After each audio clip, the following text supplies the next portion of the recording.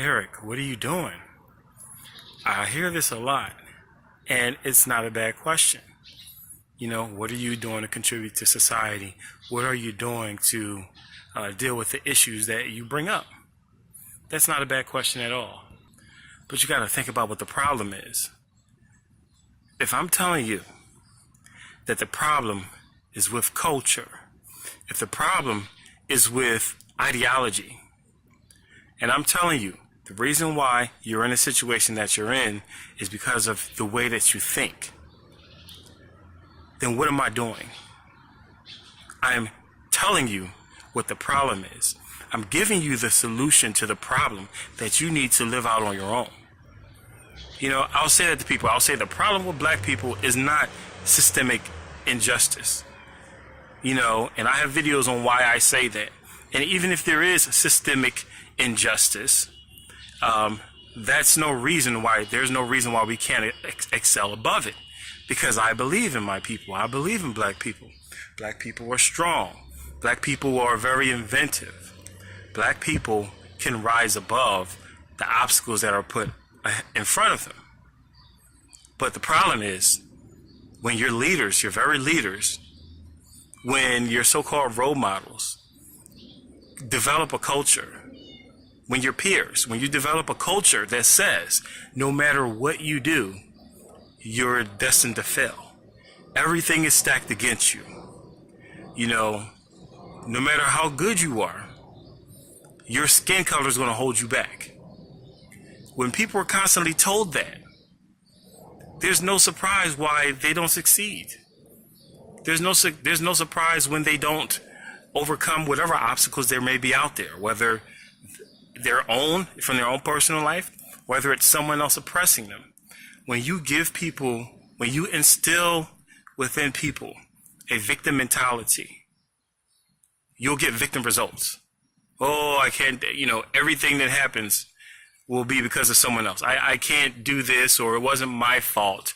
It's someone else's fault. Because that's what you're constantly telling people.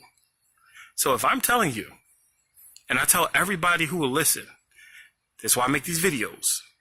If I'm telling you, you can overcome your circumstances. The problem is not the circumstances. The problem is how you think about the circumstances. The problem is how you think about yourself. The problem is the expectations you set on yourself and for other black people. If I'm telling you this, and you say, okay, Eric, what are you doing? To me, that shows that you don't value the power of, ideology. You don't understand ideology. You don't understand worldviews. Because if you understood that, you would understand how significant it is to challenge someone to change their worldview. You would understand how much changing your worldview can change your life for good, or for better or for worse, depending on what it is. You don't understand the power of thought. You don't understand the power of mentality. All you understand is for you to ask me that, and I'm telling you what the problem is. When first you deny, you fight me, you argue me down that culture is not the problem. That it's not, the mentality is not the problem. You argue me tooth and nail. Then you say, Eric, what are you doing? And I've asked this before. I say, what am I supposed to be doing? They say, well, what are you doing? And I say, what are you trying to say that I'm not doing? You tell me what I'm supposed to be doing. They say, you're supposed to be helping. Okay, how? Be specific. What am I supposed to be doing? See, now, there are several reasons why people do this, I believe. I believe that sometimes it's genuine, and they simply feel like, okay, are you contributing or are you just complaining? Then you have other people who feel like, they just don't agree with me. They believe that the solution is something else. So they're kind of dismissing what I'm saying, and they're thinking it should be something else.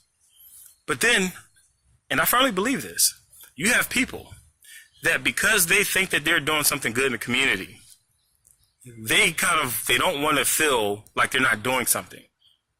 They want to feel like they're better than you.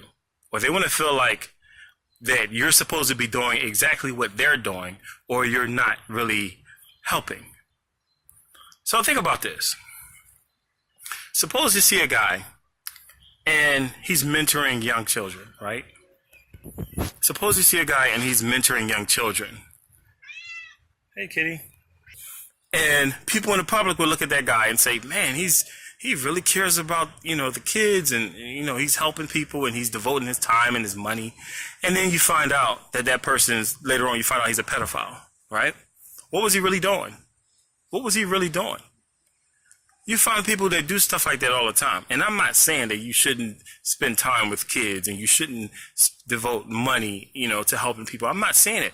My whole point is, you stop being so focused on the surface and how things look.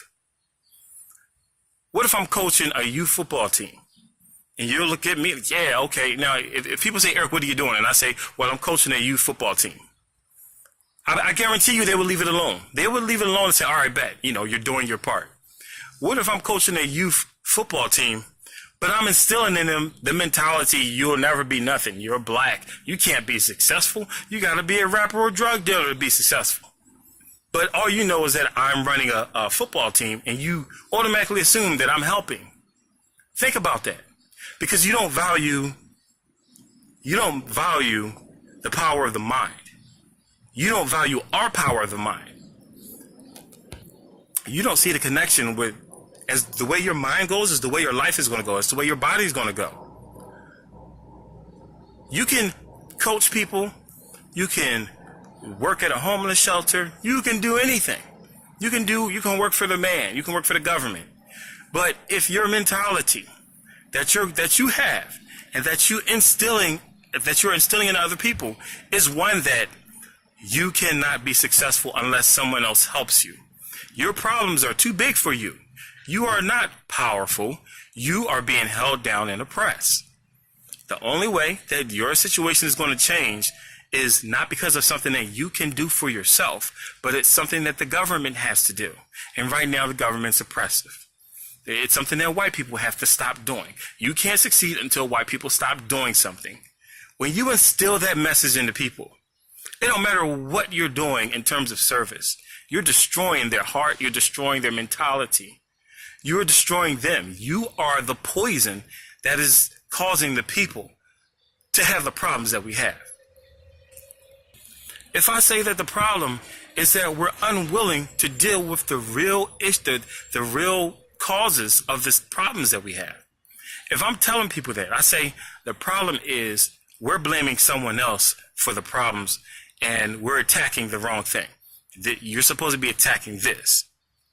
And you say, okay, well, what are you doing? What do you think I'm doing? I'm showing you how you're misguided. I'm showing you how to get back on the right track and how to be successful. But because you don't value ideology and mentality, it doesn't even occur to you that that's what I'm doing. And that's pretty sad. If I'm telling you that the ones that you look up to are the ones that are actually holding you back, that you are slowly being brainwashed into thinking that you're lesser than what you are. If you're being brainwashed into thinking that you can't succeed without relying on someone else, aka the government, aka celebrities, aka the white man, aka black celebrities, whatever. If I'm telling you that you don't have to deal with the problems that you have, you don't have to rely on someone else to change them. You can change these things yourself. You say, okay, well, what are you doing, Eric? I'm trying to free your ignorant behind. I'm trying to get you to open your eyes and to see that you are a slave. But because you don't value ideology, you don't understand the importance of self-esteem and self-love. You don't understand the importance of honesty when it comes to success and prosperity. You cannot be successful if you are not honest with yourself. One of the easiest ways for someone to self-destruct is to not be honest about the problems that they have. It doesn't matter how hard they try at succeeding if they are not honest about the problems that they have. So when I say stop blaming everything on the cops and be accountable for the things that you can control yourself. When I say stop making excuses for why people commit crimes. Stop making excuses as for why people don't take care of their kids or stop making excuses for why we have children out of wedlock with people that we don't know, that we find out we really don't know, and then we can't get along with that person. Yes, everyone's human. I've made all those mistakes, and I probably will continue to make them at some point in my life. No one is perfect. I'm not saying you have to be perfect. When I tell someone 75% of black children are, the 75% of black children that are in poverty are being raised by single moms. You say, okay, Eric, what are you going to do? I'm pointing out the problems. Instead of you blaming poverty on the system and blaming poverty on a white man and on this and or that, I'm pointing out the things that you can control, that I can control, the things that we can have a say in, because there are things that we cannot have a say in. And you get mad when I point those things out, because it's easier to put the blame on someone else. Someone else needs to do this. Someone else needs to fix this. I simply point out the things that we have control over. When it comes to you interacting with a cop, you have no control over whether or not the cop that you're interacting with is going to be a good cop or a bad cop, right? You don't have no control over whether he's racist or just trying to be an honest person. In many cases, you do have a control over whether or not you interact with the cops. Sometimes you don't have control over that. But you have control over whether or not you're going to escalate a situation with the cops. You have no control over whether or not he's going to be an a-hole looking for excuses to rough you up or to mess with you. You have no control over that. But you do have control over it if you give him a reason. If you want to be ignorant and disrespectful, if you choose to run, you have no control over what they do to you, but you have control over what you do yourself. So the biggest problem that the black community has is that we are unwilling to be accountable for the things that we can control. And as for those of you who are religious people, who believe in a God, who's a Muslim or Christian, especially if you're Christian, Jew, anything like that, God holds people accountable for their actions. God doesn't say to us in the Holy Scripture, and I'm a Christian, so I'm going to refer to that. God doesn't say, oh, it's okay, that person made you angry. Oh, it's okay, that person made you jealous. Or it's okay, that person was very difficult to get along with. I understand why you sucker punched them, because they were provoking you. God doesn't say that. God says control yourself. You control yourself. No, it's not easy. It's not easy at all. But that's the only thing you have control over, is yourself. And you have a choice in any given situation. You have a choice on how you're going to respond to things. There may be unpleasant choices. There may be difficult choices. There may be perfectly natural choices that you feel as though, well, it's common sense. Yeah, I would have done the same thing. It's still a choice. This idea of blaming all of your problems, blaming your circumstances on everyone else and refusing to take responsibility for the things you can control is completely unbiblical. It's unchristian. It's unchristlike. That's not how Christ lived. When Christ walked on this earth, he lived under an oppressive government. The new church was formed under the new church. The New Testament church was formed under an oppressive government. Not once did they blame their plight on the government, even though that they had a lot of reasons to. They flourished in spite of that because they focused on themselves and their mission. And obviously they had the help of God and the Holy Spirit. But the mentality, they didn't rise up and resist. They didn't protest. They didn't do anything. They just lived their lives. And the power of what they were doing overcame their oppressor. Now, if you think about other races in this country, you think about Asians, you think about African migrants like Nigerians and that sort of thing. They come to America and they thrive. They can live in our neighborhoods and they thrive. But us that live here, and you may say, well, they weren't descendants of slaves. I guess they were, maybe somewhere else, but they were descendants of slaves. But they come here, they handle their business. They don't complain about obstacles. They don't sit back and say, well, woe is me. If someone else would fix this for me, if someone else would change this for me, then I would prosper. That's not what they do. They say, look, we got a plan. We're going to work towards that plan. And when you look at the family structure of these places, of these migrants that come here and they thrive, they have certain things in common. They don't have a lot of kids out of wedlock, right? That's one thing. They don't have a lot of kids out of wedlock. They put a strong emphasis on family, marriage, religion, and education. If you put a strong emphasis on family, and I'm not talking about just your cousins or whatever, I'm talking about the importance of having an intact core family unit. Father, mother, kid, right?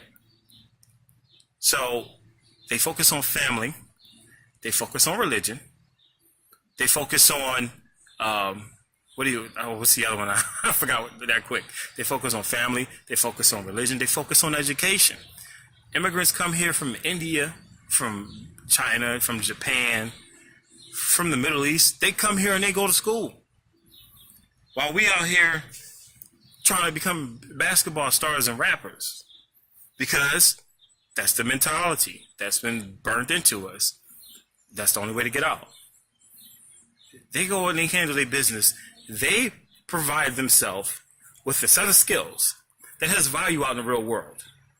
And there's nothing stopping any black person from doing that, especially with all the programs out here designed to help people just because you're black. There's nothing stopping you, whether it's academically, like through school, whether it's a trade, whether it's some online classes you take yourself, like independent courses that's, maybe not accredited, or maybe they are, but like self-help type stuff. There is nothing stopping you from adding value to your skill set and adding skills to yourself to where you can go out and be successful. Yes, there will be challenges. Yes, there will be people that will be against you, but no one can hold that against you. If you are valuable, if you have a viable skill set to offer someone, there's going to be someone that's willing to pay for it. But if you never believe, if you have in your mind that no matter what you do, you're destined to fail, that no matter what you do, there's always someone that has more power than you that's trying to hold you back. It doesn't matter how skilled you are. It won't matter. And I'm going to use one example, and then I'm going to wrap this up. Think about Steph Curry, right? Steph Curry is short for an NBA player. He's really not that fast. And he's not strong. He's very wispy or wiry, whatever you want to call it. But he can shoot. He can dribble too, like crazy, but he can shoot. Don't you believe that there are people that can shoot as good as Steph Curry? Or even if not as good, but close? There are some dead-eye shooters out there, but they don't have his confidence. You know what I mean? What if he didn't have confidence in his shot? You may say, well, that's impossible. He's so good. No, there are people that are good at things who don't have confidence in themselves. And as a result, they're not as successful. They may have a moderate amount of success. Some of them have no success. But confidence is important. Confidence is very important. If you were able to sap the confidence out of Steph Curry, you would have probably a mediocre player who would just only shoot when he's open, and he probably wouldn't do any of the half of the crazy stuff that makes him good as good as what he is. And, it could affect him financially. It could affect all parts of his life. So it's like, you got to understand the power of believing in yourself. You have to understand the danger of being around people. And we talk about it all. People talk about it all the time, but they don't think about what it really means as a culture, or as a people, or as a neighborhood. When you have people constantly telling you, you can't do it, the odds are stacked against you, it's too hard. They're telling you that you don't have black power. I come along, I'm telling you, you do have black power. Stop making excuses. Get up and go do it. And you look at me and say, but, you don't care about your people, Eric. What are you doing to help, Eric? I'm telling them the truth that they need to hear. And you're sitting there making excuses for them. And we're killing ourselves. We're dying off. We're not making ourselves valuable to the marketplace. We're just accepting life as it happens to us. And I'm telling them, Don't do that. I'm telling you, don't do that. Don't just accept life when it happens to you. You have to believe in yourself. You have to, regardless of who's ever is against you, you have to believe in yourself, and you have to move in a way that you believe that things can happen. And if you're a religious person, you need to have faith in God, because when it comes to not having faith in yourself, when it comes to something good that you're trying to accomplish, if it's in line with God's word and you doubt it, you doubt your ability to do it, then you're doubting the spirit that's in you. Like this whole, I'm just going to wrap it up there. But you ask me, what am I doing? I'm trying to free people from the mental bondage that you insist on holding people under. You don't want people to think for themselves. Why do you want people to be dependent on the government? And I'm not talking about welfare. I'm just the mentality that if something is going to change, it must be the government. The government has to be the ones to do it. Why do you want people to have this mentality that if something is going to get better for me, then it has to be because of something a white man does or white people?